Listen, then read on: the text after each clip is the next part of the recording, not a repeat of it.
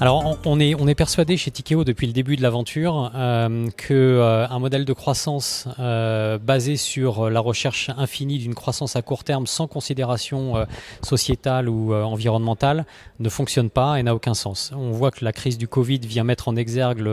l'incroyable vulnérabilité d'un modèle de croissance basé sur de la croissance à court terme. Et donc on est convaincu depuis le départ que l'investissement de long terme qui sous-tend des enjeux de gouvernance sociétaux, environnementaux et ce qui fait sens. Et on est persuadé également que l'asset management, donc qui consiste à capter une partie de l'épargne mondiale pour l'investir dans l'économie réelle, doit jouer ce rôle d'allié des États et non pas d'ennemi potentiel des États, en prouvant qu'on contribue à construire ce modèle de croissance plus durable sur le long terme en apportant du capital ou du financement stable aux entreprises qui en ont besoin.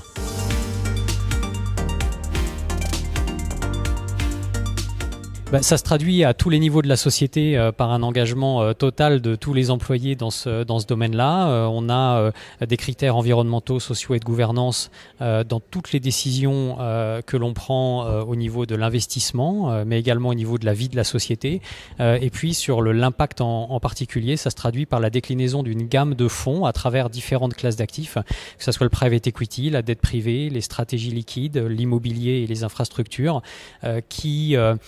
incorpore des critères d'impact que l'on mesure et que l'on reporte. Et on essaie évidemment d'innover en apportant des choses que l'industrie de l'asset management ne fait pas encore,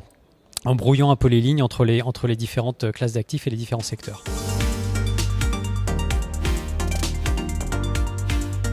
Parce qu'on est convaincu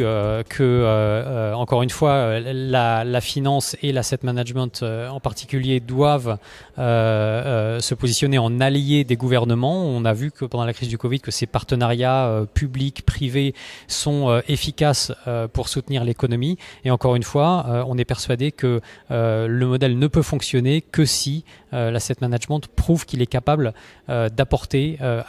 du financement, du capital à long terme pour des entreprises qui créent des emplois et qui créent un cercle vertueux